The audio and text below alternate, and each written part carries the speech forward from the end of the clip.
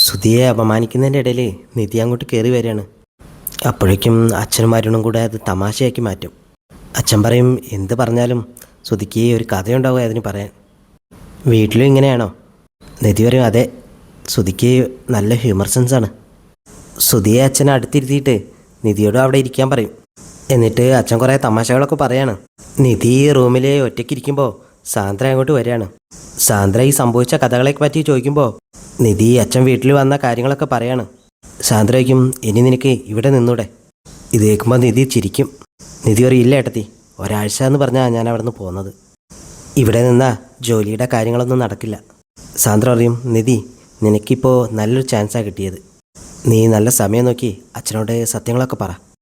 നിധിക്ക്, എന്ത് സത്യം? സാന്ദ്രയ്ക്കും, നീ എന്താ ഇങ്ങനെയൊക്കെ ചോദിക്കുന്നത്? നിന്റെ കല്യാണം എങ്ങനെയാണ് നടന്നതെന്ന് നീ അച്ഛനോട് തുറന്നു പറ. ആ കല്യാണം കള്ളക്കല്യാണമാണെന്ന് പറ. അപ്പോൾ അച്ഛൻ്റെ ഉള്ളിൽ എന്തെങ്കിലും ദേഷ്യം ഉണ്ടെങ്കിൽ അതും കൂടെ പോവും. നിധി പറയും, ഇല്ല ഏട്ടത്തി, അത് ഞാൻ പറയില്ല. പറഞ്ഞ അച്ഛൻ സുധീഷിൻ്റെ കൂടെ എന്നെ തിരിച്ചയക്കില്ല. സാന്ദ്ര പറയും, വേണ്ട, നീ പോകണ്ട, നീ എന്തിനാ അങ്ങോട്ടൊക്കെ പോകുന്നത്? നിധിയാണെങ്കിൽ അതൊന്നും സമ്മതിക്കുന്നില്ല. സാന്ദ്ര പറയും, എങ്കിൽ അച്ഛനോട് ആ സത്യമെങ്കിലും പറ, അല്ലെങ്കിൽ ഞാൻ പറയട്ടെ. നിധി പറയും, വേണ്ട, ഇപ്പോൾ ഒന്നും പറയണ്ട. പറഞ്ഞാൽ പിന്നെ എനിക്ക് ജോലിക്കും ഒന്നിനും പോകാൻ കഴിയില്ല. സാന്ദ്ര പറയും, എങ്കിൽ നീ ആ വീട്ടിലെ താമസമെങ്കിലും ഒന്ന് നിർത്ത്.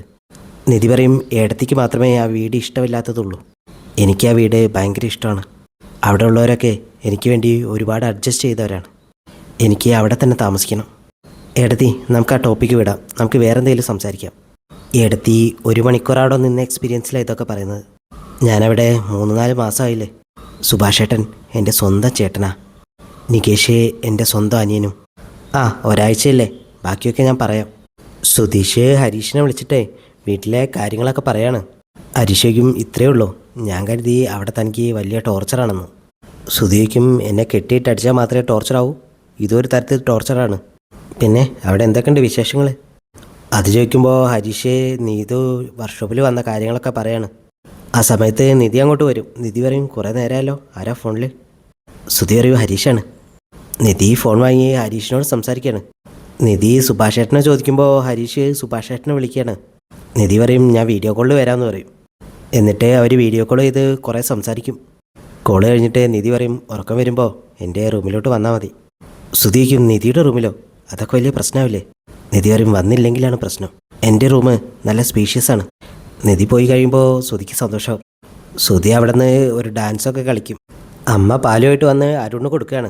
അരുൺ പറയും, മോള് വന്നപ്പോഴേക്കും പഴയ ശീലങ്ങളൊക്കെ തുടങ്ങിയല്ലോ, അവൾക്ക് വെച്ചതിൻ്റെ ബാക്കിയായിരിക്കും അല്ലേ?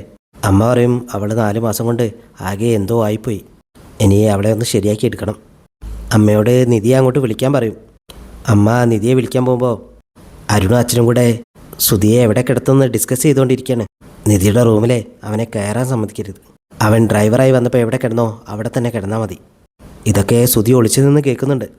സുധി പറയും, ഞാൻ നിധിയുടെ ഭർത്താവാണെങ്കിൽ ഇന്ന് നിധിയുടെ റൂമിൽ തന്നെ കിടക്കും. നിധി അവിടെ വന്ന് അച്ഛനോട് സംസാരിക്കാൻ തുടങ്ങുകയാണ്. അപ്പോഴേക്കും സുധി അങ്ങോട്ട് വന്നിട്ട് ചോദിക്കും, ഹായ് അങ്കിൾ, ഹായ് അളിയ. നിധിയുടെ റൂം ഏതാ? ഞാനൊന്ന് പോയിട്ട് കിടക്കട്ടെ എന്ന് പറയും. അരുൺ എന്തോ പറയാൻ തുടങ്ങുമ്പോൾ സുധി പറയും, ആളെയും പറയാൻ വരുന്നത് എന്താണെന്ന് എനിക്ക് മനസ്സിലായി. റൂം എവിടെയെന്നാണ്ടേ? അതൊക്കെ എനിക്കറിയാം. കല്യാണത്തിന് മുൻപ് ഞാനിവിടെ വന്നപ്പോൾ എത്ര തവണ അവിടെ പോയിരിക്കുന്നു, പെട്ടി കൊണ്ടു വെക്കാനേ. നിധി പതുക്കെ വന്നാൽ മതി, അച്ഛനോടും ഏട്ടനോടൊക്കെ ഒന്ന് സംസാരിക്കും. അതും പറഞ്ഞ് സുധി റൂമിലേക്ക് പോവാണ്.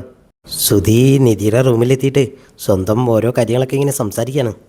കട്ടിലിൽ സന്തോഷത്തോടെ കിടക്കുമ്പോൾ നിലത്തെ വേറെ വിരിച്ചിട്ടത് കാണും.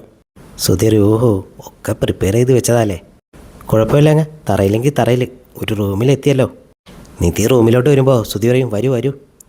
അല്ല, ഞാൻ എന്തിനാ അങ്ങനെയൊക്കെ പറയുന്നത്? നിധിയുടെ റൂമല്ലേ ഇത്? നിങ്ങളുടെ സംസാരമൊക്കെ തീർന്നോ?